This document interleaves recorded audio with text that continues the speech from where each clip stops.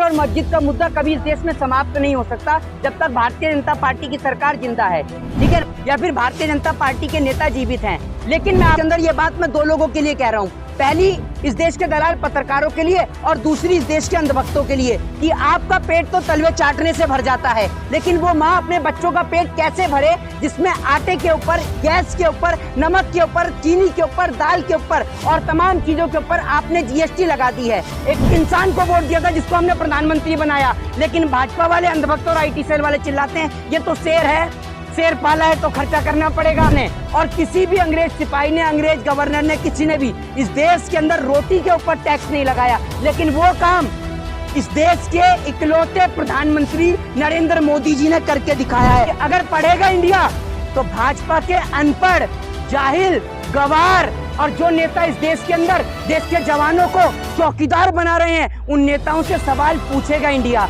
लेकिन भारतीय जनता पार्टी के तमाम अनपढ़, जाहिल और गवार नेताओं के पास इस सवाल का ना तो कोई जवाब है और ना वो कभी। मस्जिद का जो मुद्दा है वो तो जब तक इस देश के अंदर रहेगा ही और बना ही रहेगा जब तक इस देश के अंदर भारतीय जनता पार्टी की सरकार है या फिर भारतीय जनता पार्टी के नेता जीवित हैं। लेकिन मैं आपको एक बात बता दूं कि एक माँ का सीधे तौर पर कहना है कि इस देश के अंदर ये बात मैं दो लोगों के लिए कह रहा हूँ, पहली इस देश के दलाल पत्रकारों के लिए और दूसरी इस देश के अंधभक्तों के लिए कि आपका पेट तो तलवे चाटने से भर जाता है, लेकिन वो माँ अपने बच्चों का पेट कैसे भरे जिसमें आटे के ऊपर, गैस के ऊपर, नमक के ऊपर, चीनी के ऊपर, दाल के ऊपर और तमाम चीजों के ऊपर आपने जीएसटी लगा दी है। एक माँ अपने बेटे का इलाज अस्पताल में कैसे कराए और एक बेटा अपनी माँ का इलाज अस्पताल में कैसे कराए।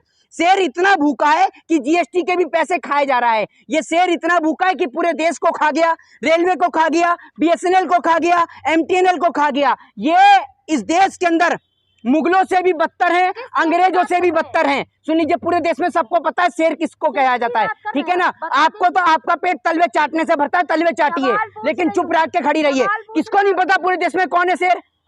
अगर आपको मुकदमा लगवाना है मेरे ऊपर तो लगवाइए। किसको नहीं पता पूरे देश में किसको शेर कहा जाता है? हमने वोट इस देश में एक आदमी को दिया था, एक इंसान को वोट दिया था जिसको हमने प्रधानमंत्री बनाया, लेकिन भाजपा वाले अंधभक्त और IT सेल वाले चिल्लाते हैं ये तो शेर है, शेर पाला है तो खर्चा करना पड़ेगा। अरे शेर कितना पैसा खाएगा? पूरा देश तो शेर खा गया, अब क्या हमारी किडनियां भी शेर खाएगा? तब शेर का पेट भरेगा? ये बता दीजिए आप मुझे। इस देश में अंग्रेजों ने जो एक्ट नहीं लगाया, अंग्रेजों ने, मुगलों ने जो जजिया कर नहीं लगाया, उससे भी बदतर था। किसी भी शासक ने और किसी भी अंग्रेज सिपाही ने, अंग्रेज गवर्नर ने, किसी ने भी इस देश के अंदर रोटी के ऊपर टैक्स नहीं लगाया, लेकिन वो काम इस देश के इकलौते प्रधानमंत्री नरेंद्र मोदी जी ने करके दिखाया है। आटा, दाल, चावल, गुड़, गेहूं, बाजरा, इन पर 5% की जीएसटी जो है वो वसूली जाएगी। अस्पताल में कमरे के ऊपर जो है वो 5% की जीएसटी वसूली जाएगी।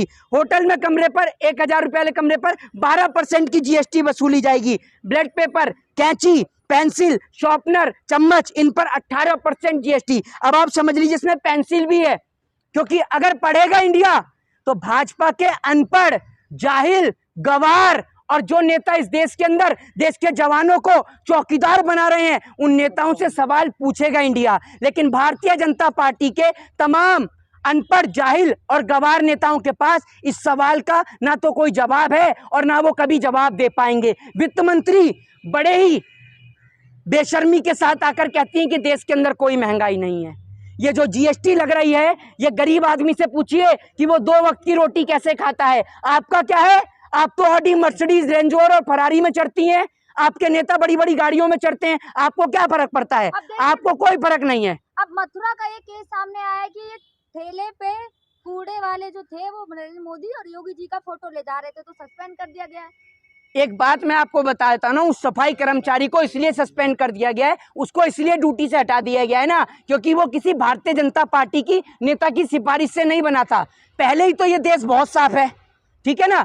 अब आप सफाई कर्मचारियों को भी निलंबित करेंगे तो सबसे पहले तो आप जाकर अपने जो कार्यकर्ता हैं, जो आपके कार्यकर्ता पोस्टर लगाते हैं, आपके कार्यकर्ता होर्डिंग लगाकर, पोस्टर लगा के देश की दीवारों को गंदा करने का काम करते हैं। योगी जी का फोटो साफ किया गया और उसको बर्खास्त किया गया जॉब से, वहीं लगातार न्यूज़पेपर में हम हिंदुओं के, भगवानों के फोटो आते हैं, उस पर तो कोई कार्रवाई। मैं आपको भाई, बिल्कुल मैं आपको भाई बताना चाहूंगा, इनको हिंदू धर्म से कोई प्रेम ही नहीं है। अगर ये हिंदू हितैषी होते तो बोलते ना, वरना आप जाकर देख लीजिए बाथरूम के बाहर वहां पर इन्होंने भगवान जी के पोस्टर के साथ में लगा रखा है। अब आप ये मुझे बताइए, जब शौचालय के बाहर, बाथरूम के बाहर भगवान जी के पोस्टर लगते हैं और ये लोग राम जी का फोटो पोस्टर पे लगाते हैं और उसके बाद राम जी का जो चेहरा है वो लोगों के पैर में आता है। ठीक है, आप सीधे तौर पर देखिए, इस देश के अंदर जब भगवान को अपमानित किया जाता है, देश के संविधान निर्माता की फोटो पोस्टर पे लगती है, वो पैरों में आता है, तब उनको अपमानित किया जाता है जिन्होंने इस देश के लोगों को बोलने का राइट दिया, तब ये लोग चुप रहते हैं। लेकिन अगर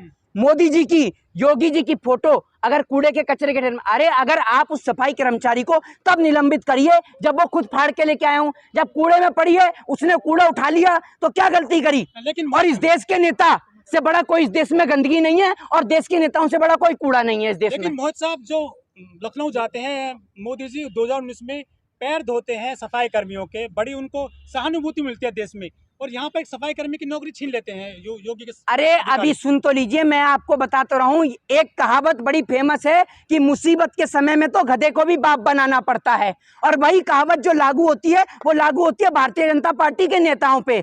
जब इनकी कुर्सी खतरे में आती है तो हिंदू खतरे में, पूरे देश का हिंदू खतरे में आ जाता है। जब बीजेपी की कुर्सी खतरे में आती है, जब तक इस देश में बीजेपी जिंदा है तब तक हिंदुओं की हत्या होती रहेगी, क्योंकि जब जब हिंदुओं की हत्या होती है तब तब बीजेपी को वोट मिलता है, क्योंकि अगर हिंदुओं की हत्या नहीं होगी तो भाजपा सत्ता में नहीं आएगी। भाजपा का सत्ता में आने का रास्ता हिंदुओं की हत्याओं से होकर जाता है।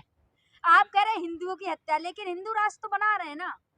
हिंदुओं की हत्या करके कभी हिंदू राष्ट्र बनता होगा? मैंने एक कहावत जो कही थी ना, वो इन जैसे पत्रकारों पे लागू होती है कि आपका पेट तो तलवे चाटने से भर जाएगा, लेकिन वो माँ अपने बच्चों का पेट कैसे भरेगी जिस पे आपने जीएसटी लगा दी, गैस पे आपने जीएसटी लगा दी, बाजरे पे आपने जीएसटी लगा दी और तमाम चीजों पर आपने जीएसटी लगा दी।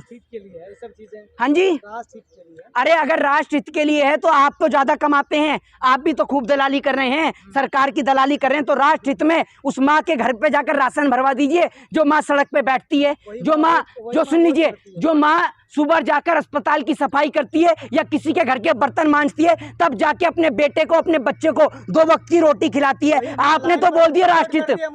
अरे सुन लीजिए, आप बताएंगे राष्ट्रहित किसे कहते हैं? हैं? कांधार हाईजैक किसने कराया? पुलवामा अटैक किसकी सरकार में हुआ? अक्षरधाम मंदिर पे हमला किसकी सरकार में हुआ? जिन्ना की मजार पर फूल कौन चढ़ा कर आया?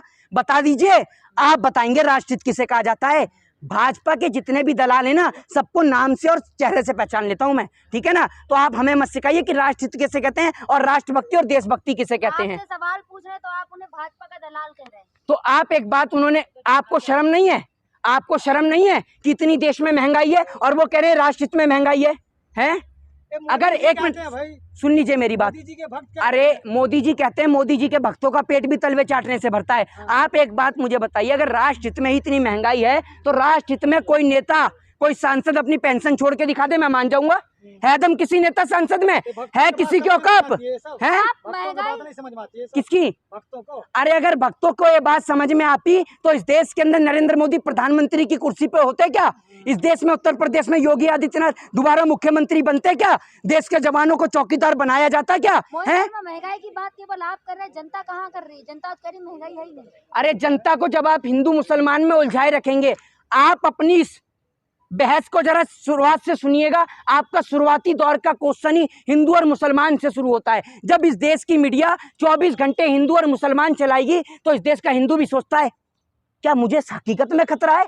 एक आदमी जो मानसिक रूप से पूरी तरीके से ठीक है, शारीरिक रूप से पूरी तरीके से ठीक है, अगर आप उस आदमी को डेली कहेंगे तू पागल है, तू पागल है, तू पागल है, तो वो आदमी एक दिन ये सोचने को मजबूर हो जाएगा कि क्या मैं पागल हूं?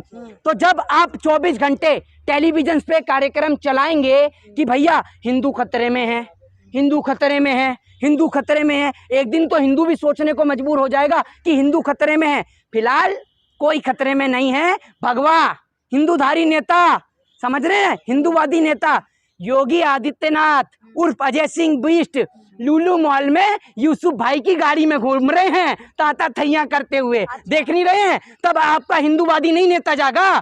जब सुन लीजिए, इस देश में हिंदू और मुसलमान, अमीर और गरीब के लिए है। हिंदू और मुसलमान सिर्फ गरीब के लिए, अमीर के लिए कोई हिंदू की दीवार नहीं है, कोई मुसलमान, कोई मजहब की दीवार नहीं है।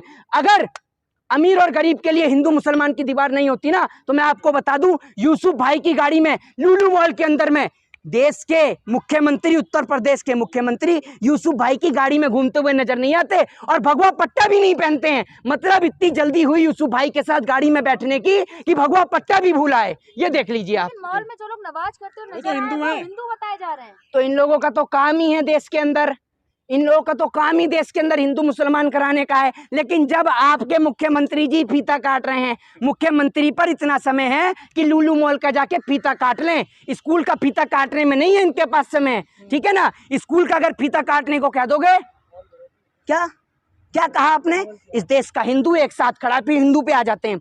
जैसी हिंदू को पढ़ाने की बात कर दो ना, सारे के सारे नेता ऐसे चुप हो जाते हैं जैसे गले में फेविकोल मरीन जोड़ का मजबूत जोड़ अटक गया हूं। ऐसे चुप हो जाते हैं क्योंकि पढ़ाने से तो इनका दूर दूर तक कोई वास्ता ही नहीं है। दंगे फसाद में भरोसा रखते हैं ये लोग। मॉल जिहाद कर रहे हैं लोग। हाँ जी, जमीन जिहाद, लैंड जिहाद, मॉल जिहाद। हाँ तो मैं आपको बताता रहा हूँ। तो आप ये बताइए, ये कौन सा जिहाद हुआ कि लुलु मॉल में यूसुफ भाई की गाड़ी में योगी जी घूम रहे हैं? ये कौन सा जिहाद है? ये तो बता दीजिए। आप बताएंगे ना, आप हैं? पूछ रहे हैं। ये अंधभक्त बताएंगे, वही जिहाद ढूंढ ढूंढ के लाते हैं। उन्हों को ज्यादा नॉलेज है जिहाद की, उन्हों को ज्यादा नॉलेज है जिहाद की। उन्हों को ये नहीं पता होगा रामायण के कितने श्लोक है, गीता के कितने श्लोक है, देश के कॉन्स्टिट्यूशन में उनको कौन कौन से लीगल राइट मिले हुए हैं, राइट टू एजुकेशन का राइट क्या है, राइट टू फ्रीडम का राइट क्या है, ये नहीं पता होगा। लेकिन जिहाद सारे पता है उन्हें। तो इस देश के लोगों से निवेदन है, हिंदू मुसलमान के नाम पर नहीं, देश के अंदर रोजी रोटी और बेरोजगारी के नाम पर लड़े। जय हिंद, जय भारत, वंदे मातरम।